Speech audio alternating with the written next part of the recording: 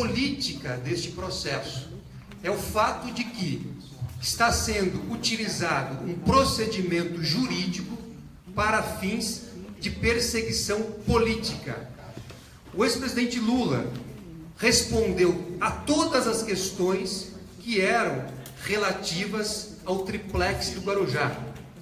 É preciso lembrar a todos que o juiz Moro, quando apreciou o pedido de provas da defesa, afirmou expressamente que o objeto desta ação eram 3 contratos firmados entre a OAS e a Petrobras e um triplex no Guarujá. Pois bem, a despeito dele próprio, o juiz, ter feito esta declaração numa decisão, hoje ele buscou saber até mesmo a opinião do ex-presidente Lula sobre um julgamento do Supremo Tribunal Federal. Buscou saber a opinião do ex-presidente Lula sobre políticas públicas que foram realizadas no seu governo. É evidente que não cabia ao ex-presidente Lula hoje, ao prestar um depoimento sobre uma ação, que eu repito, que teve o seu objeto, o seu tema circunscrito pelo próprio juiz, é evidente que ele jamais poderia ter sido perguntado nessa linha, de dar uma opinião, repito, sobre julgamentos do Supremo, de dar uma opinião sobre políticas realizadas no seu governo, o que mostra que, na verdade, o que estava em discussão não é o triplex do Guarujá, é a instituição Presidência da República e o governo que o ex-presidente Lula fez depois de ter sido democraticamente eleito para essa finalidade. Então, eu gostaria de iniciar destacando esses aspectos que, para mim, são os aspectos mais relevantes da audiência de hoje, e passo a palavra ao Dr. José Roberto Batocchio, que também vai fazer as suas considerações iniciais. Obrigado. Boa noite a todos. Vamos diretamente ao tema. Após quase 5 horas, sob intenso bombardeio de perguntas formuladas pelo eminente magistrado juiz Moro e também por 3 procuradores da República que ali estavam a questionar o ex-presidente Luiz Inácio Lula da Silva, o balanço que se pode fazer desta colheita é absolutamente zero. Não é? Investiga-se por quase 2 anos a propriedade deste apartamento do edifício Solares, que a imprensa batizou de triplex, situado no Guarujá, há 2 anos. Quando se vai ao registro de imóveis, onde está matriculado esse imóvel, o proprietário é construtora OAS. Quando se vai ao condomínio para saber como é que são pagas as despesas, a pagadora é OAS. Quando se vai aos autos da recuperação judicial da OAS, onde a empresa, antiga concordata, né, recuperação judicial, onde a empresa é obrigada a promover a relação, o rol, a elaborar o rol dos seus ativos, do seu patrimônio, o apartamento 164.1A, ou seja, o triplex do edifício Solares do Guarujá, é arrolado pela OAS como sendo propriedade da construtora. Ora, uma coisa não pode ser e não ser ao mesmo tempo. Se o proprietário é a construtora OAS, por conseguinte, não pode ser do presidente Lula. Mas o presidente foi muito enfático e muito direto ao ser questionado pelos procuradores. O presidente disse: pelo amor de Deus, vocês estão me acusando de ser proprietário de um imóvel que nunca me pertenceu? Pelo amor de Deus, me mostrem a prova de que eu sou proprietário desse apartamento. O que não aconteceu e nem pode acontecer, porque realmente o imóvel não lhe pertence. Com referência, são 2 as acusações neste processo. Uma seria a propriedade oculta deste apartamento triplex. E a outra acusação seria as despesas havidas com o transporte e armazenamento do acervo do ex-presidente Lula. O que é este acervo? O acervo presidencial. São todos os presentes, homenagens, medalhas, livros, placas, cartas, presentes que o presidente da República recebe enquanto está no exercício do mandato. Isto aconteceu com todos os presidentes da República que nós tivemos até o presente momento. Bom, qual é o tratamento legal que esta situação recebe, em primeiro lugar, por parte da Constituição da República? A Constituição da República dispõe às expressas que o acervo do presidente da República é patrimônio cultural do país e que cabe a ele ser preservado em nome da história e da cultura nacionais. Há um decreto que regula o tratamento que se deve dar a este acervo presidencial e este decreto dispõe que esses bens, na verdade, pertencem ao presidente que deixou o exercício do cargo, mas que, na verdade, eles são dotados de interesse nacional, interesse histórico e cultural. Portanto, o ex-presidente que o recebeu como presente durante o seu mandato está obrigado legalmente a promover a sua conservação e preservação para que se consiga, com isto, manter um referencial da história e da cultura do nosso país. Então, é uma obrigação imposta. Agora, obviamente que o volume desses presentes, o volume dessas homenagens, dessas cartas, desses livros, desses bens, é uma coisa que costuma, digamos assim, alcançar coisa de 10 containers.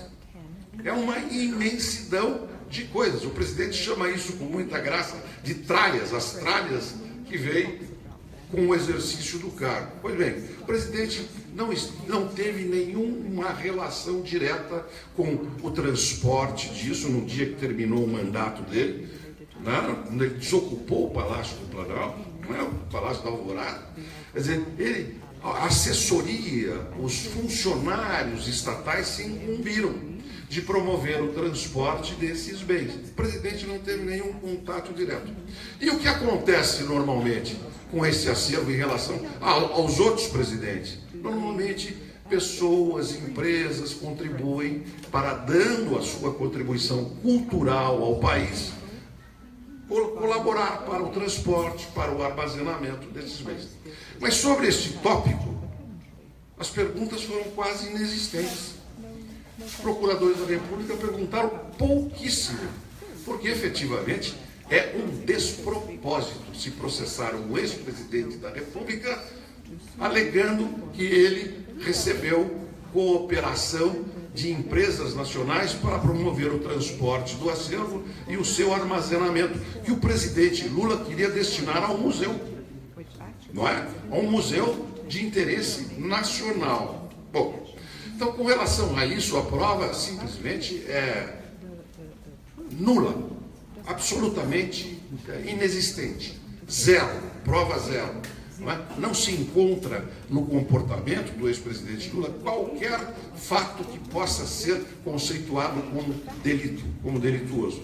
Já com referência ao, e estou encerrando por aqui, com referência à propriedade do apartamento, nós procuramos, e também o juiz e os procuradores procuraram ir nessa linha de demonstrar, primeiro, a quem pertence o imóvel segundo as regras jurídicas que disciplinam o direito de propriedade no Brasil. Todos nós sabemos que quando vamos buscar uma escritura no tabelionato, quando nós adquirimos um imóvel, vem lá escrito, só é dono quem registra, não é verdade? Então, vai-se ao registro de imóveis, como eu disse, o apartamento não está em nome do ex-presidente Lula e de nenhum dos seus familiares, está no nome da OAS. Vai-se no Fórum Civil, nos autos da recuperação judicial da concordata da OAS, esse apartamento lá está como propriedade da OAS. Mas há um fato ainda mais importante, ainda mais eloquente ainda mais expressivo. A OAS emitiu debentures, ou seja, títulos que são colocados no mercado para se capitalizar. E a lei brasileira exige que quando uma empresa lança títulos no mercado para se capitalizar, ela tem que dar em garantia bens imóveis. Vocês imaginam, entre os vários imóveis que a OAS deu em garantia dessas debêntures, qual o que ali se encontrava naquele rol de bens de propriedade da OAS? O referido ao apartamento triplex. Então, e aqui estou terminando, longe dos procuradores terem demonstrado qualquer indício da prática de crime de propriedade do triplex ou comprometimento no transporte e conservação do acervo presidencial, o que ficou demonstrado mais uma vez é que nós fizemos a prova de que o apartamento não pertence, nunca pertenceu e nunca foi usado pelo ex-presidente Lula e por seus familiares. E que ele é, na verdade, da construtora AES. O balanço é esse. Prova de inocência completa e prova de incriminação nenhuma. Exato. Dando só, fazer um esclarecimento, quer dizer, como eu disse aqui, o objeto desta ação penal era o triplex, eram esses bens do acervo presidencial e 3 contratos da OAS. Portanto, este ato de hoje era para ouvir o ex-presidente Lula em relação a este assunto, em relação à acusação formal que foi deduzida nos autos, que foi apresentada no processo pelo Ministério Público e que foi, desta forma, descrita pelo próprio juiz Moro quando proferiu as suas decisões no processo. O próprio juiz Moro, eu vou ler aqui, inclusive, numa decisão diz: o objeto da denúncia é determinado, relativo a 3 contratos. Esse trecho que eu estou afirmando aos senhores é um trecho de uma decisão do juiz Moro. No entanto, hoje, como eu disse anteriormente, tentaram falar com o ex-presidente, tentaram perguntar sobre assuntos dos mais diversos, que são, primeiro, estranhos a esta ação penal, e segundo, que são assuntos estranhos a um processo judicial. Por isso, nós, da defesa técnica, orientamos o ex-presidente Lula que só respondesse aquilo que era objeto da ação. Ele não tem que dar nenhuma explicação sobre temas que são estranhos à ação e sobre temas que são de natureza política, que não estão sob julgamento do juiz Moro e nem podem estar. Por isso, repito, nós orientamos o ex-presidente Lula que respondesse sobre o apartamento e sobre o acervo. O que ele fez e esclareceu absolutamente tudo. Esclareceu e deixou claro que não é o dono e que jamais teve participação na questão do acervo. Agora, em relação a outros temas, a nossa atuação foi no sentido de preservar o Estado democrático de direito e a democracia, impedindo que o juiz possa julgar a presidência da República, que possa julgar um governo que foi realizado por alguém democraticamente eleito.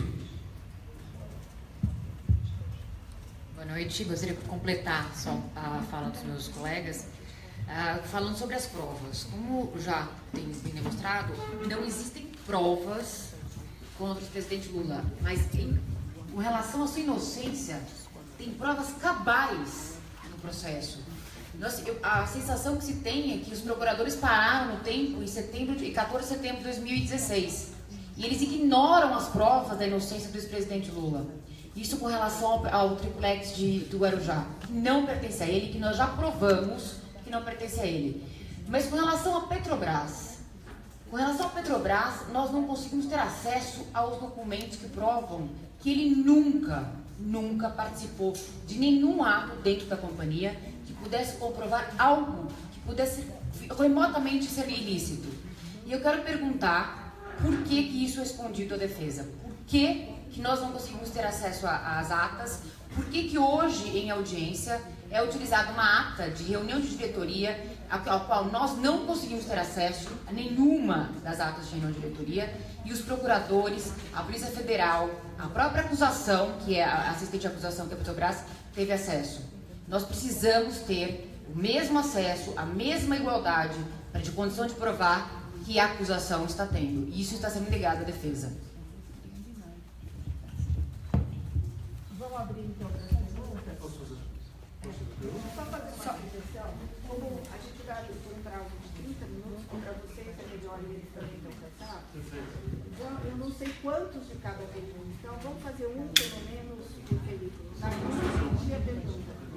E a quem é dirigida, pode ser? Sim, só um minutinho, por favor. Por favor, Sandro Barbosa, da TV Bandeirantes. A pergunta vai para os três. A defesa e o Instituto Lula apresentaram um documento que era de que o presidente Lula teria comprado o apartamento 141 do edifício Solares. Eu fui até o cartório de registro de imóveis e lá esse apartamento nunca pertenceu ao presidente Lula, e o primeiro proprietário dele, sem ser as construtoras e a Bancop, é uma pessoa de nome Eduardo, vou omitir o sobrenome, e que teria virado o 164A, que é o que vocês estão dizendo. Então vamos na base da escritura. Por que era 141? 141 nunca foi do Lula e também não é o 164. Qual é o apartamento que seria verdadeiramente do Lula, ou nunca houve apartamento e o que foi mandado para a imprensa pelo Instituto Lula e pela defesa não é real?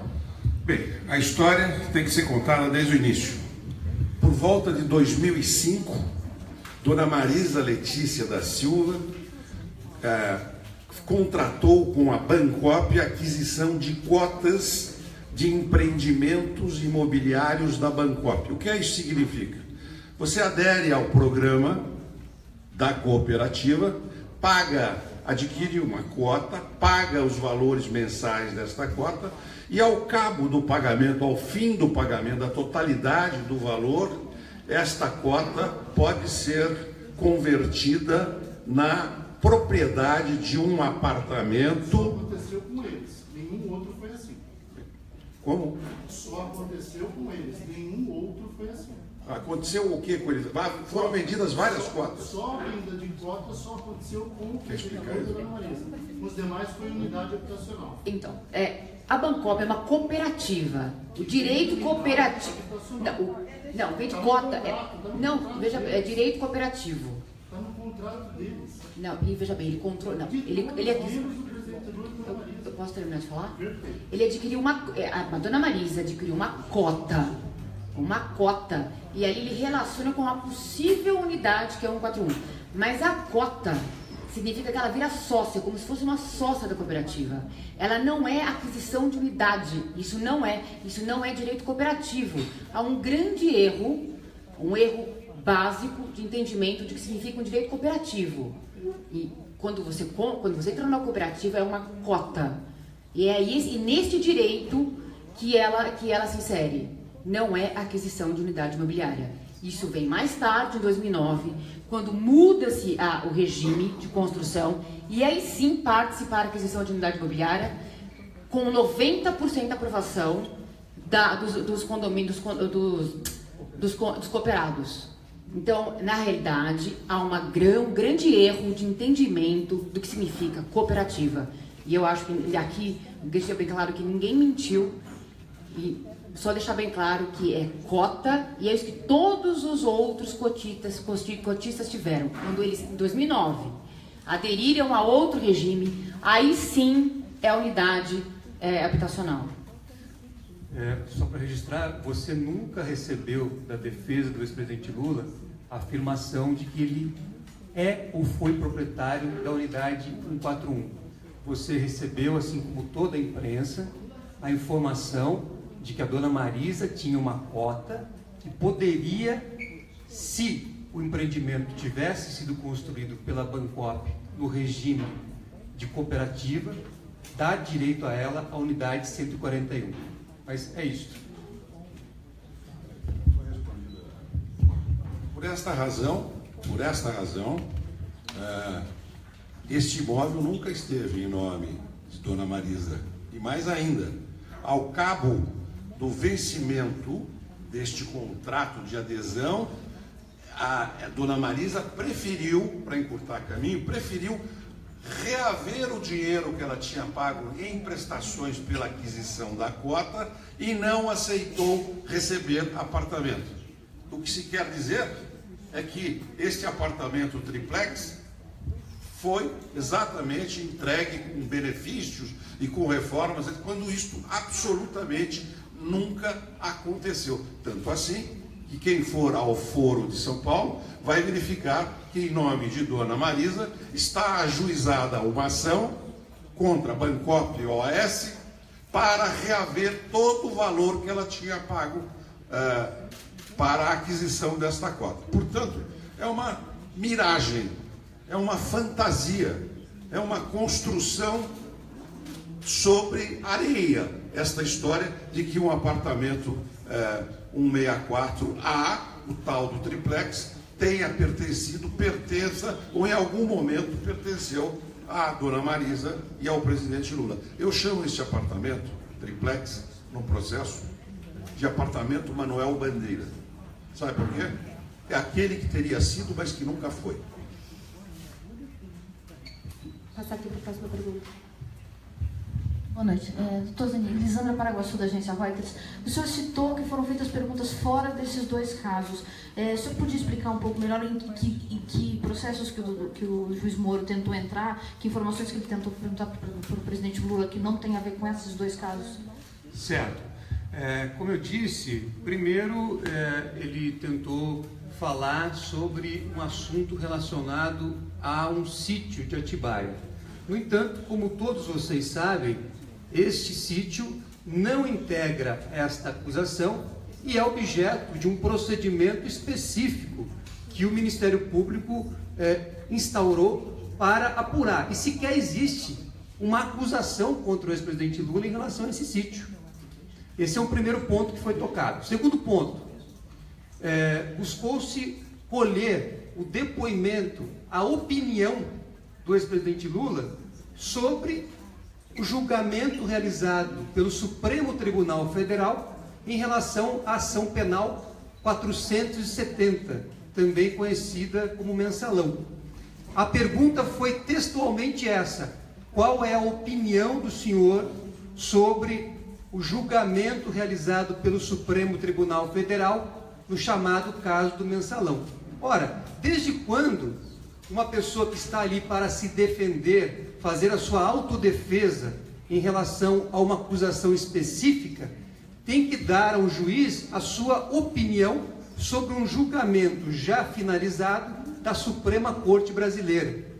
Isto, evidentemente, que não tem o menor cabimento e mostra, é um exemplo claro de que o que estava ali acontecendo era absolutamente ilegítimo. Afinal de contas, o ex-presidente, primeiro, não é um jurista para dar opinião sobre um julgado do Supremo Tribunal Federal. Segundo, o ex-presidente Lula não tem qualquer relação com esta ação penal chamada mensalão, porque jamais foi acusado e, por consequência, jamais foi condenado em relação a esse tema.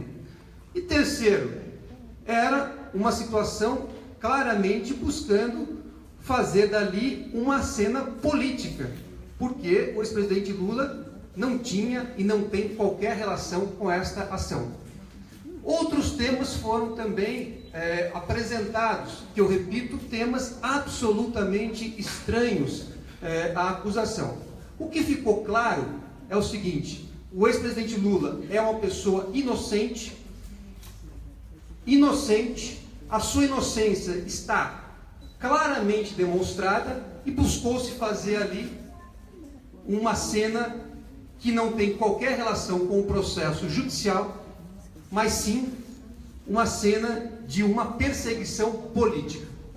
Isto é o lawfare que nós sempre apresentamos e demonstramos ocorrer, e é o que está ocorrendo hoje no Brasil em relação ao ex-presidente Lula, colocando em risco o Estado de Direito e a democracia brasileira. Aliás, há um dito, que não direi seja popular, mas há um dito muito encontradíssimo, que diz o seguinte, que explicita o seguinte: decisão da justiça não se discute, se cumpre.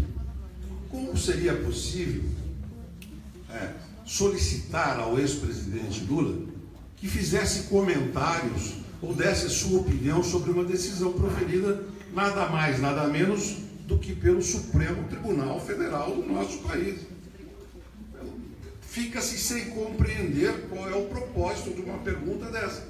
O senhor acha, qual a sua opinião sobre a decisão do Supremo Tribunal Federal no caso Mensalão? Ela foi justa? Foi injusta? Foi correta? Foi equivocada? Não se compreende como é que se possa querer indagar coisas dessa natureza. Agora, o certo é que, depois de quase 5 horas de perguntas sobre a propriedade do imóvel chamado triplex, sobre esta história da conservação do acervo presidencial, perguntas que se repetiam por 3, 4, 5, até 6 vezes, o que se conseguiu garimpar contra o presidente Lula em matéria de prova incriminadora foi simplesmente nada.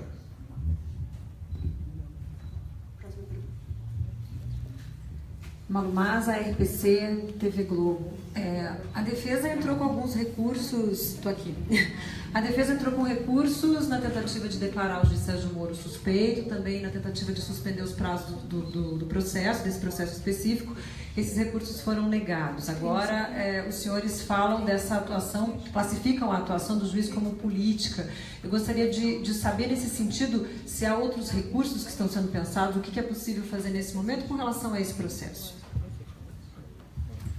Bom, a consideração que eu fiz foi em relação, primeiro, em relação a esta audiência ocorrida hoje. Então eu dei dados concretos mostrando que, ao invés da audiência buscar esclarecimentos sobre o triplex, que é o objeto fundamental da ação, depois que ficou muito claro que o ex-presidente é uma pessoa inocente, buscou-se submetê-lo a um exame da política de governo que ele realizou no país. Então, este fato concreto que está registrado nas gravações da audiência é o que mostra que o processo é um veículo de perseguição política contra ele. Qualquer um dos senhores, qualquer brasileiro e qualquer pessoa no mundo vai poder assistir a esta audiência que foi gravada e constatar que as perguntas feitas ao ex-presidente Lula não são perguntas de um processo jurídico e judicial. São perguntas que buscam avaliar, repito, a sua política de governo, a instituição Presidência da República. E quando isso acontece, você não está diante de um processo legítimo, você não está diante de um processo que observa o Estado democrático de direito. E com relação aos recursos que foram apresentados, nós temos elementos muito claros e concretos, listados e comprovados, que mostram uma atuação parcial do juiz. Se isto será reconhecido, não dá para saber agora, mas que certamente qualquer cidadão no Brasil e no mundo que tiver acesso a essas peças vai saber constatar que o que a defesa diz é a verdade. E isto vai ser julgado também pela história. Eu queria acrescentar, ainda em adendo a esta resposta, o seguinte: os senhores já observaram que nesta 13ª Vara Federal Criminal de Curitiba, as pessoas que são julgadas não são de Curitiba, não são do Paraná, em regra? Os senhores não acham isso, digamos assim, estranho? Porque o Código de Processo Penal brasileiro diz que o juiz que deve julgar o crime é o juiz do local onde o crime aconteceu. Não obstante, o que nós verificamos é que empresários, construtores, empreiteiros de São Paulo, do Rio de Janeiro, de Manaus, da Bahia, são julgados aqui em Curitiba. Não tem nenhum cidadão de Curitiba que é julgado neste caso. É estranho. Quando alguém mata um cidadão na rua, ou furta alguma coisa, ou pratica uma fraude, é o juiz do local que julga. Então, observe. Por que razão será que a 13ª Vara Federal de Curitiba julga o Brasil inteiro? Bom, vamos trazer este raciocínio para o caso do triplex. Onde é que se situa o apartamento que se diz que teria sido adquirido através das cotas e recebido benefícios ou benfeitorias que corresponderiam a propinas ou a vantagens ilícitas? Onde é que ele se situa? É em Guaratuba? Aqui no litoral do Paraná? Não, é no Guarujá, no estado de São Paulo. Outra coisa, o sítio que dizem que pertence ao presidente, que não é objeto do processo de hoje, mas que diz que recebeu benefícios de construtoras e empreiteiras, benefícios ilícitos e tal, onde é que ele se situa? É em Atalaia, aqui no estado do Paraná? Não, é em Atibaia, no estado de São Paulo. Então, não se compreende como é que estes fatos, que nunca aconteceram aqui no Paraná, que nunca aconteceram aqui em Curitiba, que não é o local onde está situado o apartamento dito triplex, que não é o estado da federação onde está localizado o tal sítio de Atibaia, não se compreende como é que isto possa ser julgado aqui em Curitiba. Isto reforça a ideia de que há alguma coisa estranha. Os senhores conhecem algum caso de alguém que tenha cometido um crime aqui no Paraná e que esteja sendo julgado em São Paulo? Ou que esteja sendo julgado na Bahia? É algo que submeto à reflexão dos senhores para que se constate que efetivamente este processo contra o presidente Lula tem coisas muito estranhas e que até agora não foram publicamente explicadas.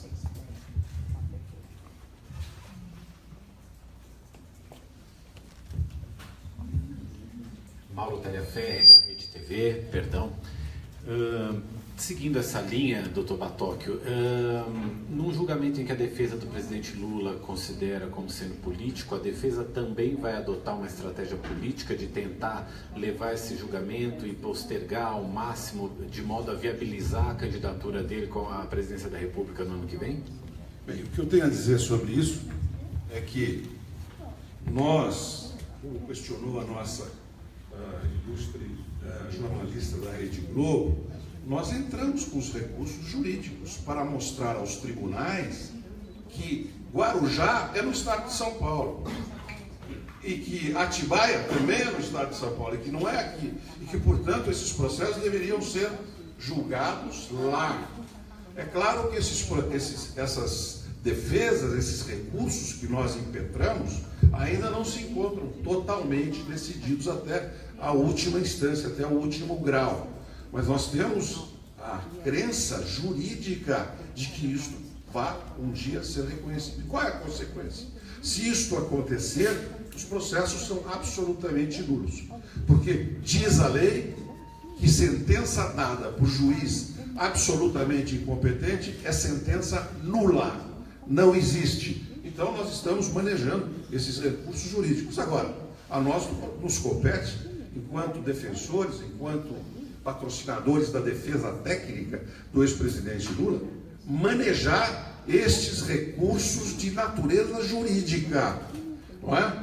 E deixamos, digamos assim, o aspecto, e procuramos expor que os aspectos políticos é que estão na base e inspiram estes processos como uma forma de reprovar uma forma de governo ou políticas públicas adotadas por um determinado governo. Agora, é importante que nós fiquemos, advogados que somos, insistindo no êxito, na tentativa de êxito desses recursos de natureza essencialmente jurídica. A nós não nos compete fazer política, não é? Eu espero simplesmente que no dever constitucional de informar a população, quer dizer, os senhores levem à reflexão de cada leitor, de cada telespectador, de cada ouvinte, estas circunstâncias estranhas que permeiam estes processos instaurados num lugar que não deveria onde eles não deveriam ser instaurados, contra o ex-presidente Lula. Se você me permite, as nossas fundamentações, elas são objetivas, elas demonstram violações repetidas do Código da Magistratura brasileiro, das regras de Bangalore da ONU. Elas são objetivas, elas não guardam qualquer ilação, elas não guardam qualquer motivação política. E eu quero deixar bem claro para aqueles que desconhecem como o funcionamento da Justiça do Brasil, objetivamente, um juiz que coleta as provas, portanto, trabalha de forma próxima na investigação, coleta as provas, que trabalha na investigação, ele autoriza interceptações telefônicas, ele autoriza mandados de busca e apreensão, portanto, envolvido na investigação. Ele não pode ser o mesmo juiz que, depois de encerrada a investigação e aceita a acusação, ele vai julgar, e no Brasil, sozinho, o mérito da questão. Isso, em lugar nenhum do mundo, é aceitável, e isso é uma violação do Estado de Direito. Isso, sozinho, só por esta razão, a suspeição do êxito do juiz Moro deveria ser decretada. É objetivo, é técnico, e qualquer lugar no mundo, nos Estados Unidos, na Europa, na Arábia, em qualquer lugar do mundo, isso seria uma violação dos direitos humanos do acusado. Daniela Cederi, pela banda B. Duas questões rapidamente. A primeira que me chamou a atenção em relação à competência, se em algum momento entraria pela prevenção, já que tecnicamente ele iniciou.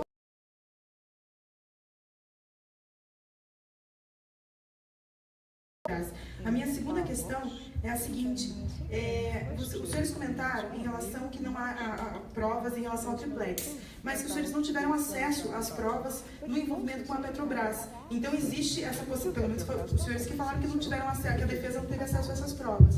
Como é que... Prevenção. Bem, os romanos, quando Roma dominou 2/3 do mundo, eles diziam que a justiça de Roma era urbi et orbi, ou seja, valia dentro de Roma e em todo o planeta, não é?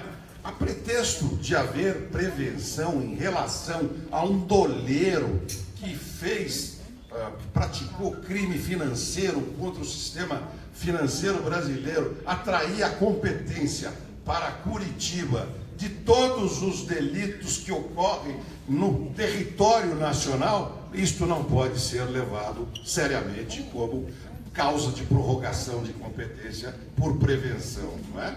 Prevenção é assim: 2 juízes são competentes, um crime acontece na divisa de 2 comarcas, o que primeiro tomar conhecimento, tendo o crime acontecido na divisa, o que primeiro tomou conhecimento fica com competência para os demais crimes conexos. Mas absolutamente não é a hipótese.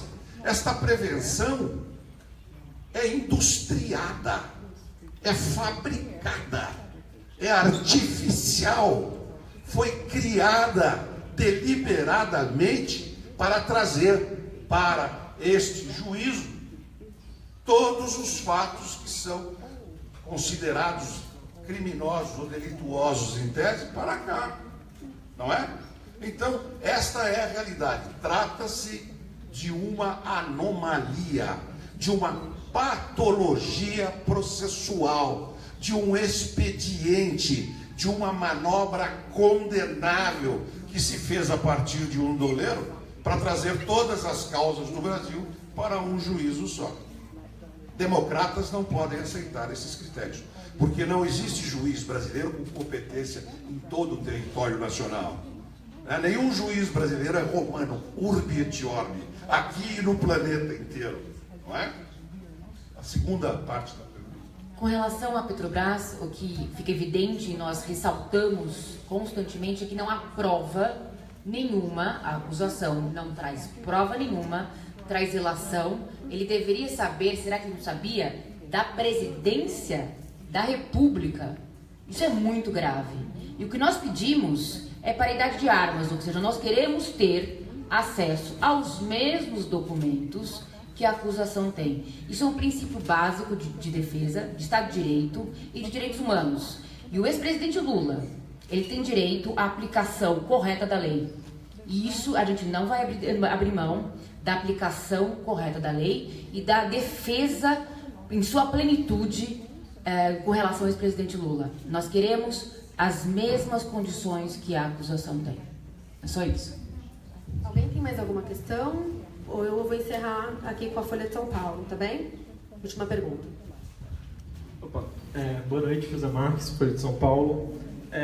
Vocês disseram que tramitam os recursos na Justiça, ainda não se esgotaram os recursos no caso, em relação ao pedido de suspensão do processo, ou mudança de instância, ou de local que ele seria julgado.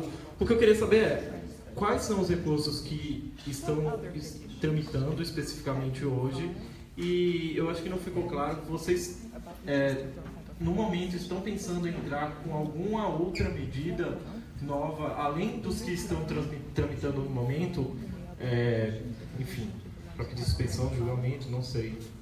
Olha, a defesa, como ressaltou aqui o Dr. Batoc, a defesa sempre fez uso de todos os instrumentos jurídicos previstos na legislação para poder paralisar as arbitrariedades e ilegalidades que estão sendo cometidas contra o ex-presidente Lula, contra as violações ao Estado de Direito que estão ocorrendo neste caso. Então, nós apresentamos recursos a cada ato judicial que nós entendemos configurar uma violação à lei, à Constituição, aos tratados internacionais que o Brasil subscreveu e, repito, ao Estado Democrático de Direito. Hoje, as discussões, basicamente, fazendo um quadro geral, se dão, primeiro, em torno da competência do juízo. O juiz é incompetente para julgar este caso. Há incompetência territorial, no aspecto técnico da palavra, para que esta ação esteja em Curitiba. A outra frente, como disse aqui, é a questão da paridade de armas. A defesa quer ter acesso e tempo para analisar todos os documentos que o Ministério Público Federal teve acesso e que a Petrobras também tem acesso e que ela figura como assistente da acusação. Ora, eu quero saber, se a Petrobras é parte, ela integra a acusação, nós temos direito de conhecer tudo. E a outra frente, na verdade, diz respeito, como já dito aqui, à suspeição do magistrado. Então nós temos elementos concretos mostrando que em nenhum lugar do mundo um magistrado, depois de ter praticado os atos que praticou o juiz Moro, poderia ser reconhecido como legítimo em qualquer julgamento realizado contra o ex-presidente Lula. Então, essas são as frentes básicas que estão em discussão, não só aqui, como em virtude de não ter havido a paralisação das violações ao ex-presidente Lula. Como sabem vocês, também existe um recurso, um comunicado feito ao Comitê de Direitos Humanos da ONU, porque os atos, as violências praticadas contra o ex-presidente Lula não só violam a lei brasileira, a Constituição brasileira, mas também violam um tratado que o Brasil assinou e se obrigou a cumprir, que é o Pacto Internacional de Direitos Civis e Políticos. E esse comunicado está em tramitação hoje na ONU, e nós esperamos que a ONU também reconheça essas violações e possa ajudar o Brasil a se reencontrar com o Estado democrático de direito e com a legalidade. Queria fazer um acréscimo, que é o seguinte: outra anormalidade, eu queria colocar a reflexão dos senhores, sobretudo ao nosso companheiro aí, o nosso colega da Folha de São Paulo. Em 1967, quando eu saí da faculdade de Direito e comecei a advogar, o processo brasileiro, o processo democrático, começava com um inquérito, uma denúncia, um processo, ouviam-se as testemunhas de acusação, de defesa, as partes debatiam a causa e, se o réu fosse condenado, aí então se prendia o réu. Então, a prisão era o último ato, a culminância do processo criminal, desde que provada a culpa do acusado. Os senhores já se deram conta de que o processo foi invertido? Hoje o processo começa com a prisão sem culpa e sem sentença. As pessoas são presas para serem investigadas, contrariando o que dispõe a Constituição da República Federativa do Brasil, segundo a qual nenhuma pessoa pode ser considerada culpada ou privada de sua liberdade, a não ser depois de demonstrada sua culpa perante um tribunal regular, onde lhe seja assegurado o direito de defesa. Aqui nós prendemos para delatar. Vamos ver quanto é que o sujeito aguenta o sistema carcerário. Ah, está difícil, é cruel, é insuportável. Bom, muito fácil. Delata aqui, resolvemos o problema. Isto precisa ser mudado, porque isto não é civilizado. Isto é medieval. Nós estamos regredindo em termos civilizatórios se nós aceitarmos que alguém possa ser preso para que depois seja investigado, depois processado, depois julgado e depois condenado. Então eu disse, eu sou de um tempo em que a prisão vinha depois da sentença, depois do processo. Nós estamos vivendo um tempo em que a prisão precede a tudo. Vem antes da investigação, antes do processo e antes da sentença. Os senhores podem aceitar isso?